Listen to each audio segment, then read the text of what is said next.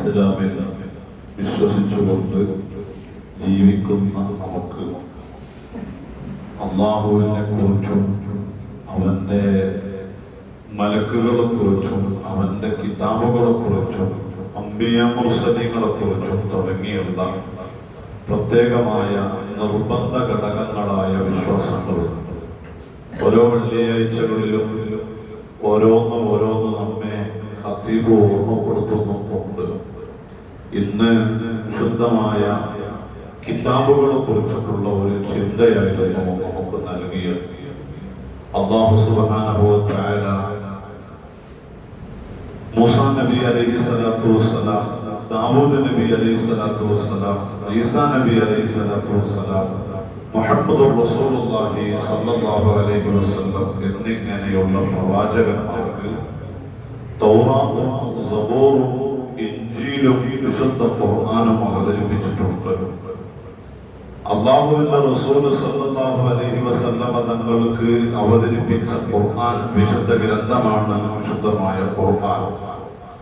ആ ഖുർആൻ ഇറങ്ങലോടുകൂടെ അതിന്റെ മുമ്പുണ്ടായിരുന്ന തൗറാത്ത്, ഇൻജീല്, സബൂറും അതുപോലെ 100 ഏടുകളും അതിലുള്ള ഹുക്മുകളും അതിന്റെ പാരായണങ്ങളും അത് നോക്കലും വായിക്കലും എല്ലാം നിഷിദ്ധമാക്കിയിട്ടുണ്ട്. ഖുർആനാണ് നമ്മുടെ ആധികാരികമായ ഗ്രന്ഥം. ആ ഖുർആനിനെ നമ്മൾ മുറുകെ പിടിക്കണം. കൈകൊണ്ട് ഇങ്ങനെ അമർത്തി പിടിക്കണം എന്ന അർത്ഥത്തിലല്ല, മറിച്ച് ആ ഖുർആനിനെ നമ്മൾ നിത്യവും പഠിക്കണം, പാരായണം ചെയ്യണം. ജീവിതത്തിൽ ഖുർആൻ ഒഴിച്ചുകൂടാൻ പറ്റാത്തൊരു ഘടകമായി മുസ്ലിമീങ്ങൾക്ക് മാറണം.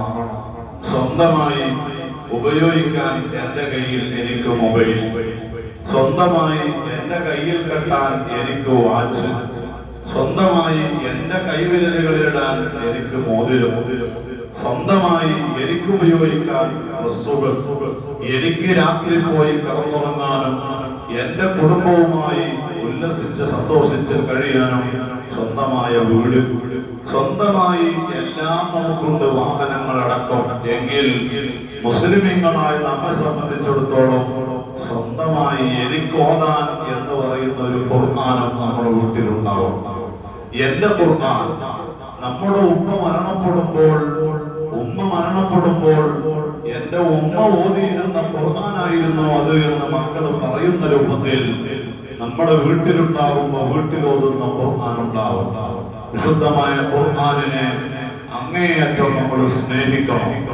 ഖുർആനിന്റെ അനാദരവുകൾ ഇന്ന് വീടുകളിൽ തിളങ്ങി കാണുകയാണ്. നമ്മുടെ വീടുകളിലേക്ക് മദ്രസയിൽ നിന്ന് വിട്ടുവരുന്ന, മദ്രസ കഴിഞ്ഞ് വരുന്ന മക്കള്, ആ മക്കൾ ഒരു ബാഗിൽ ഖുർആൻ വെച്ചുകൊണ്ട് പുറത്ത് അനാദരവോടുകൂടെ ആണ് മദ്രസയിലേക്ക് പോകുന്നതും വരുന്നതുമെങ്കിൽ ആ അനാദരവാണെന്ന് മക്കളെ ബോധ്യപ്പെടുത്തണം. ഒരിക്കലും ഖുർആൻ ബാക്ക് സൈഡിൽ ബാഗിലിട്ട് പോകാൻ പാടില്ല.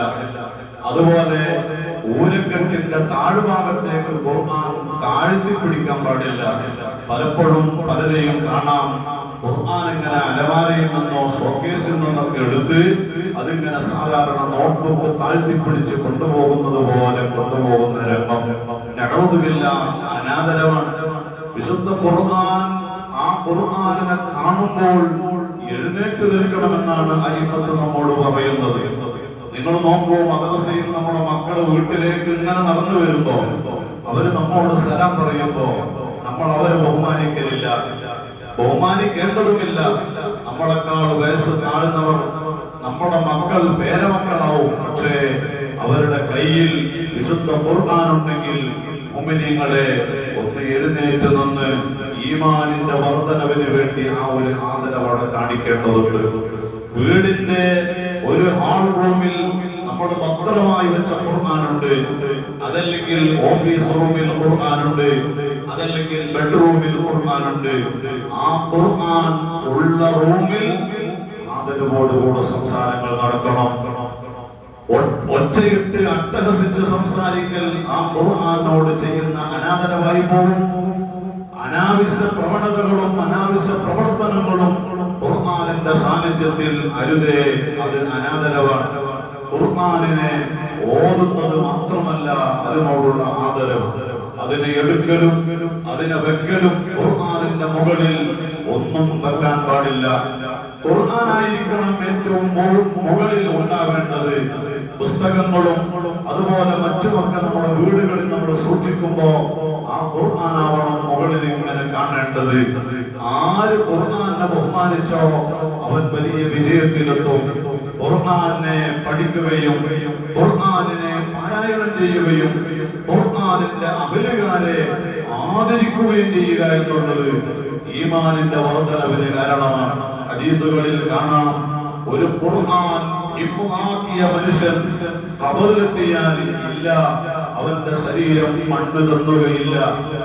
അവന്റെ ഖബറിൽ അവനിക്ക് വലിയ സന്തോഷമായിരിക്കും. അവന്റെ ഖബർ ജീവിതം വളരെ റാഹത്ത്, ഖബറിങ്ങനെ കാത്തിരിക്കും. ഹാഫിളായ ഒരു മയ്യത്ത് എന്നിലേക്ക് വരുന്നല്ലോ, മർഹബൻ മർഹബ, സ്വാഗതം ചെയ്യാൻ കാത്തിരിക്കും. ചുരുക്കത്തിൽ വിശുദ്ധ ഖുർആനെ നാം നല്ലവണ്ണം ആദരിക്കുകയും ബഹുമാനിക്കുകയും ചെയ്യണം. ധാരാളം പാരായണം ചെയ്യുന്ന ഒരവസ്ഥയിലേക്ക് ഞാനും നിങ്ങളും ഒക്കെ വേണം. ജീവിതത്തിൽ ഒരു ദിവസം ഒരു 5 പേജ്, അതല്ലെങ്കിൽ ഒരു 10 പേജ്, അതല്ലെങ്കിൽ ഒരു ടെസ്റ്റ്, എത്ര ആളുകളാണ് ഖുർആൻ ഇങ്ങനെ ഓതിയത്. നമ്മുടെ ഇമാമുന ശാഫിഈ റളിയല്ലാഹു അൻഹു എല്ലാ ദിവസവും ഖുർആനിൽ ഫാത്തിഹ മുതൽ സൂറത്തുൻ നാസ് വരെ ഖത്മ തീർക്കുന്ന മഹാനായിരുന്നു. അല്ലാഹു കൊടുത്ത ബർക്കത്ത് കൊണ്ട് നമുക്കും ഖുർആൻ ഓതാൻ ഭാഗ്യം നൽകുമാറാവട്ടെ. റമദാൻ ശരീഫായാൽ ഒരു ദിവസം 2 ഖത്മ തീർത്തിരുന്നു എന്ന് ചരിത്രം പറയുന്നുണ്ട്. എത്ര മഹാന്മാർ നിസ്കരിക്കുമ്പോൾ ഖത്മ തീർത്തുകൊണ്ട് നിസ്കരിച്ച മഹാന്മാരുണ്ട്.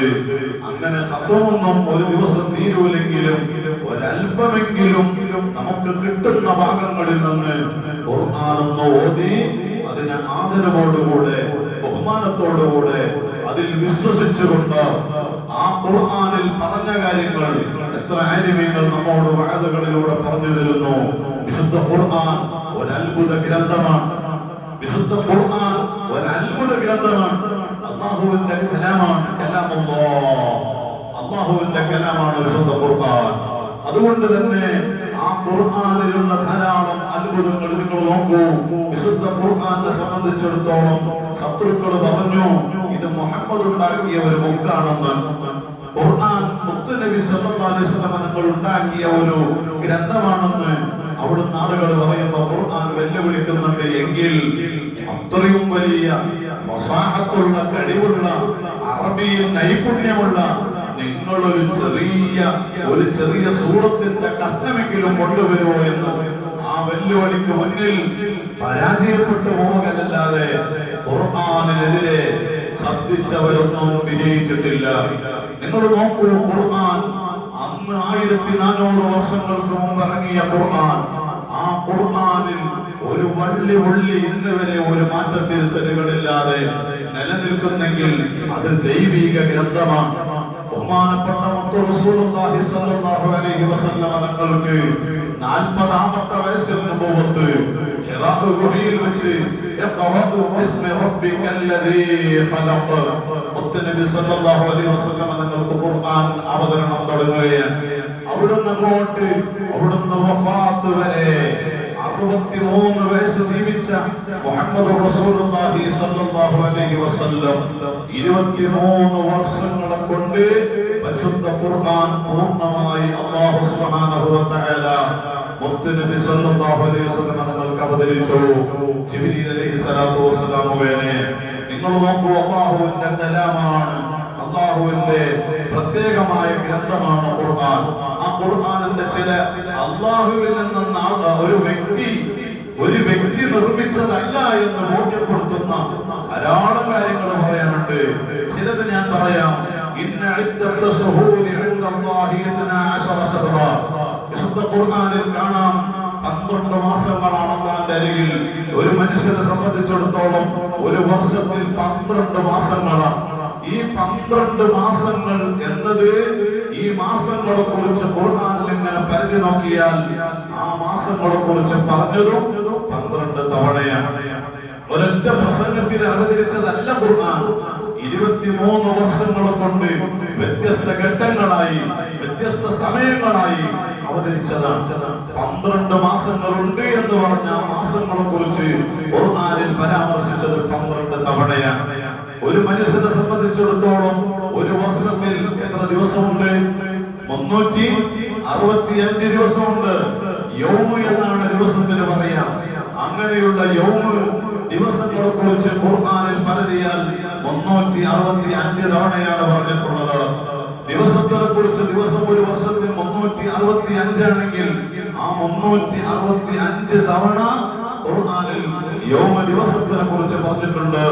സ്വർഗത്തിനെ കുറിച്ച് 87 തവണയായി ഖുർആനിൽ പറഞ്ഞിട്ടുണ്ടെങ്കിൽ അതിന്റെ വിപരീതമാകുന്ന അതല്ലെങ്കിൽ ദോഷികൾ പോയി കിടക്കാൻ പോകുന്ന നരകത്തിനെ കുറിച്ചും അതേ എണ്ണം തന്നെ 87 തവണ. ഇതൊക്കെ ഒരു അത്ഭുതങ്ങളല്ലേ?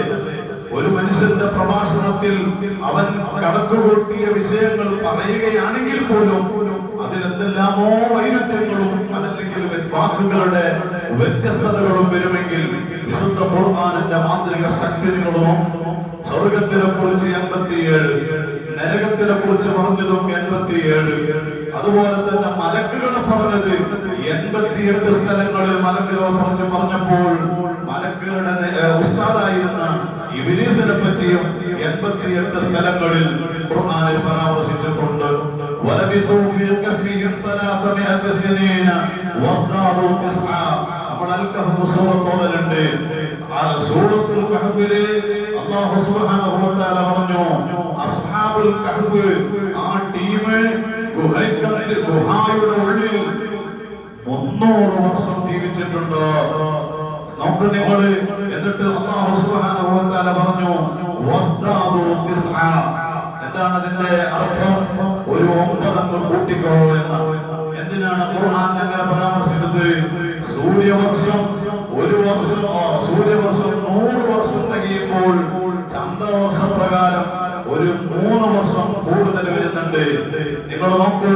അങ്ങനെയെങ്കിൽ 100 വർഷത്തിന് 3 ആണെങ്കിൽ 200 വർഷത്തിന് 6, 300 വർഷത്തിന് 9. വിശദീകരിച്ച് പറയേണ്ടതാണ്.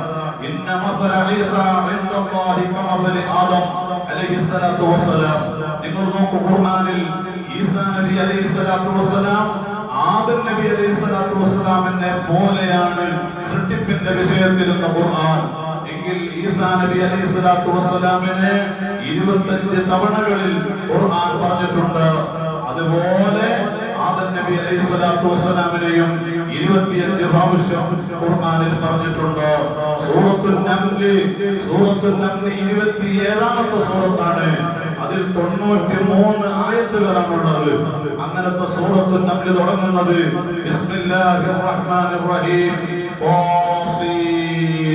ഈ ഹർഫുകളെ കൊണ്ടാണ് തുടങ്ങുന്നത്. ആദ്യത്തെ അക്ഷരം ത്വാ. ആ സൂറത്തിലുള്ള ത്വാകൾ എങ്ങനെ എണ്ണിയാൽ 27 തവണയുണ്ട്. സൂറത്തിന്റെ എണ്ണം 27, ത്വാഇന്റെ എണ്ണം 27. സീൻ എന്ന അക്ഷരം സൂറത്തുൽ നംലിൽ എണ്ണിയാൽ അവിടെ 93 എണ്ണം കാണാൻ കഴിയും. ഈ സൂറത്തിലെ ആകെ ആയത്തിന്റെ എണ്ണം 93. ഇങ്ങനെ ഖുർആനിന്റെ മാന്ത്രിക ശക്തികൾ അതിന്റെ ഉള്ളിലേക്ക് എത്തിച്ചെന്ന് നിങ്ങൾ ആലോചിച്ച് നോക്കിയേ. സൂറത്തുൽ കൗസർ ഞാൻ അവസാനിപ്പിക്കുന്നു. സൂറത്തുൽ കൗസർ ഇന്നാ അഅതൈനാകൽ കൗസർ ഫസ്വല്ലി ലിറബ്ബിക വൻഹർ ഇന്ന ശാനിഅക ഹുവൽ അബ്താർ. ഈ സൂറത്തിൽ ഒരു ആയത്തിൽ 10 ഹർഫുകൾ.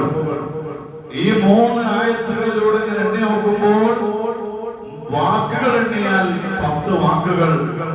10 വാക്കുകൾ ഒരു ആയത്തിൽ 10 ഹർഫുകൾ. തക്റാറുകൾ ഒഴിവാക്കിയാൽ, ആവർത്തനങ്ങൾ ഒഴിവാക്കിയാൽ ഒരു ആയത്തിൽ 10 ഹർഫ്, രണ്ടാമത്തെ ആയത്തിലും 10 ഹർഫ്, മൂന്നാമത്തെ ആയത്തിലും 10 ഹർഫ്. മൊത്തം വാക്കുകൾ എങ്ങനെ എണ്ണി നോക്കിയാൽ 10 വാക്ക്. ഇനി തക്റാറായി വന്ന ആവർത്തനമായി വന്നത് അലിഫ് എന്ന അക്ഷരമാണ്. ആ അലിഫുകൾ എണ്ണി നോക്കിയാൽ അതും 10. എന്താണ് വിശുദ്ധ ഖുർആനിന്റെ വല്ലാത്തൊരു സംഭവം. അല്ലാഹു ആ ഖുർആനിന്റെ ബർക്കത്ത് കൊണ്ട് നമ്മുടെ ഖൽബ് അല്ലാഹു നന്നാക്കി തരുമാറാവട്ടെ. ആ സൂറത്തുൽ കൗസറിൽ 2 അമലുകളാണ് അല്ലാഹു തആല പറയുന്നത് ഫസല്ലി ലിറബ്ബിക വൻഹർ, ബലിപെരുന്നാൾ നമസ്കാരം അതും ദുൽഹിജ്ജ 10. അതുപോലെ ഉദ്ഹിയ്യത്ത് അറക്കണം ദുൽഹിജ്ജ 10. നിങ്ങൾ ആലോചിച്ച് നോക്കിയ പ്രിയപ്പെട്ട മുഅ്മിനീങ്ങളെ, ഇനിയും ധാരാളം ഖുർആനിന്റെ അങ്ങനെയുള്ള ഒരുപാട് കണക്കുകൾ അല്ലാഹു തആല ആ ഖുർആനിന്റെ ബർക്കത്ത് കൊണ്ട് നമുക്ക് വലിയ വെളിച്ചം നൽകുമാറാവട്ടെ. ആ ഖുർആനിൽ വ്യക്തമായി പറയുന്നുണ്ട്, സൂര്യൻ ഒളിഞ്ഞു വീഴുന്ന ദിവസം, ചന്ദ്രൻ അതിന്റെ പിന്നാലെ നക്ഷത്രങ്ങൾ ഇങ്ങനെ കൊഴിഞ്ഞു വീഴുന്ന ദിവസം വല്ലാത്തൊരു രംഗം നടന്ന് ഖുർആൻ വിശദീകരിച്ച് പറയുന്നുണ്ട്. ആ ഖുർആനിൽ ഈ എണ്ണങ്ങൾ വളരെ ചുരുങ്ങിയതേ ഞാൻ പറഞ്ഞുള്ളൂ. ഇതൊക്കെ പറയുമ്പോൾ കൗതുകം തോന്നുന്നുണ്ടെങ്കിൽ ഇതൊരു അല്ലാഹുവിന്റെ കലാമാണെന്ന് ഉറപ്പിച്ച് വിശ്വസിക്കാൻ പറ്റാവുന്ന തെളിവുകൾ നമ്മുടെ മുന്നിലുണ്ടെങ്കിൽ ആ ഖുർആൻ തന്നെ പറയുന്നു, ഈ ലോകം അവസാനിക്കും മുഅ്മിനേ. ഈ ലോകത്തിൽ ജീവിക്കുന്ന നമ്മൾ മരിക്കും, അതുകൂടെ നമ്മൾ വിശ്വസിക്കണം.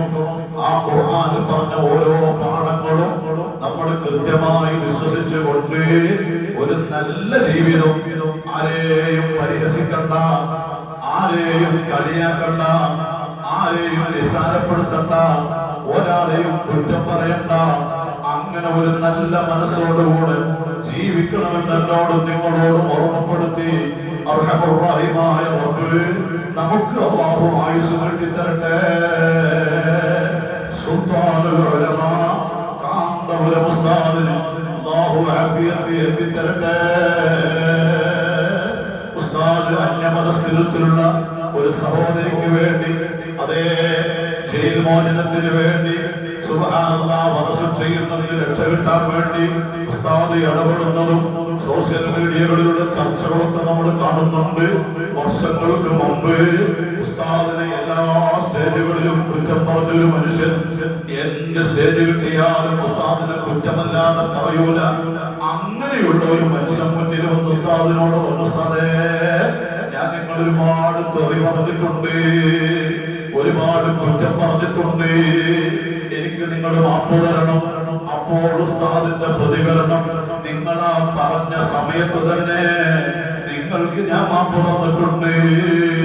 ഇങ്ങനെ ഒരു വിശാല മനസ്സുള്ള ശൈഖുന അല്ലാഹുവേ നീ ആയുസ് നീട്ടിക്കൊടുക്കണേ റബ്ബേ. അവിടുത്തെ തണല് ദീർഘകാലം ഈ ഉമ്മത്തിന് നീട്ടിത്തരണേ അല്ലാഹ്. മമ്മണ്ണി എന്ന് പറയുന്ന ഒരു സഹോദരൻ പള്ളി നിർമ്മാണ ഫണ്ടിലേക്ക് 5000 രൂപ തന്നിട്ടുണ്ട്. അതുപോലെ വേറൊരു ഉമ്മ, ഒരു സഹോദരി 500 രൂപ നൽകിയിട്ടുണ്ട്. അല്ലാഹു രണ്ടുപേർക്കും കബൂലിയത്ത് നൽകുമാറാവട്ടെ. പഠിച്ചവനെ, ഞങ്ങളുടെ പള്ളിയുടെ നിർമ്മാണം വളരെ തകൃതിയായി നടന്നുകൊണ്ടിരിക്കുന്നുണ്ട്. അതിന്റെ കൂടെ നിന്ന് പ്രവർത്തിക്കുന്നവർ, സഹായിക്കുന്നവർ, സാമ്പത്തികമായി, ശാരീരികമായി, മാനസികമായി ആരെല്ലാം കൂടെ നിൽക്കുന്ന എല്ലാവർക്കും ഇസ്സത്ത് നൽകണേ റഹ്മാനെ. എത്രയും പെട്ടെന്ന് പണികൾ പൂർത്തീകരിച്ച് വളരെ റാഹത്തോടുകൂടെ അതിൽ ഞങ്ങൾക്ക് ജമാഅത്ത് നിസ്കരിക്കണം, മജ്ലിസുകൾ നടത്തണം, ഖുർആൻ ഓതണം, ഇൽമുകൾ പറയണം, ഇത്തികാഫിരിക്കണം. തൗഫീഖ് നൽകണേ അല്ലാഹ്, തൗഫീഖ് നൽകണേ അല്ലാഹ്. ഞങ്ങളിൽ നിന്ന് മൺമറഞ്ഞു പോയ ഞങ്ങളുടെ ഖബർസ്ഥാനിലും വ്യത്യസ്തങ്ങളായ ഖബർസ്ഥാനുകളിലുമുള്ള എല്ലാ ഖബറാളികൾക്കും സ്വർഗം നൽകണേ അല്ലാഹ്. അവരെയും ഞങ്ങളെയും സ്വർഗലോകത്ത് ഹബീബായ പുന്നാര റസൂലുള്ളാഹി സ്വല്ലല്ലാഹു അലൈഹി വസല്ലം തങ്ങളുടെ കൂടെ ഒരുമിച്ച് കൂട്ടി തരണേ അല്ലാഹ്. ربنا تقبل منا إنك أنت السميع العليم وتب علينا إنك أنت التواب الرحيم. ജമാഅയെ സമയം വരെ ഇവിടെ ഇരുന്നവർ, പ്രത്യേകിച്ച് ദുആയിൽ കടപ്പെട്ട എത്രയോ ഈ മഹല്ലിലും ഞങ്ങളുടെ മുമ്പ് ജോലി ചെയ്ത മഹല്ലുകളിലും ഓതിപ്പടിച്ച മഹല്ലുകളിലും ഉസ്താദുമാരായ ഞങ്ങൾക്കൊക്കെ ഭക്ഷണം തന്നവർ, വേണ്ടതെല്ലാം ചെയ്തു തന്ന എത്രയോ കുടുംബങ്ങളുണ്ട്. അവർക്കും ഞങ്ങൾക്കും എല്ലാവർക്കും നീ ഖൈർ നൽകണേ റബ്ബേ. ആഖിബത്ത് നന്നാക്കണം അല്ലാഹ് برحمتك يا أرحم الراحمين بفضلك. صلى الله على محمد صلى الله عليه وسلم. صلى الله على محمد صلى الله عليه وسلم. اللهم صل على محمد يا رب വസല്ലം. നമ്മുടെ കഴിഞ്ഞ ആഴ്ച മരണപ്പെട്ട ഹമീദ്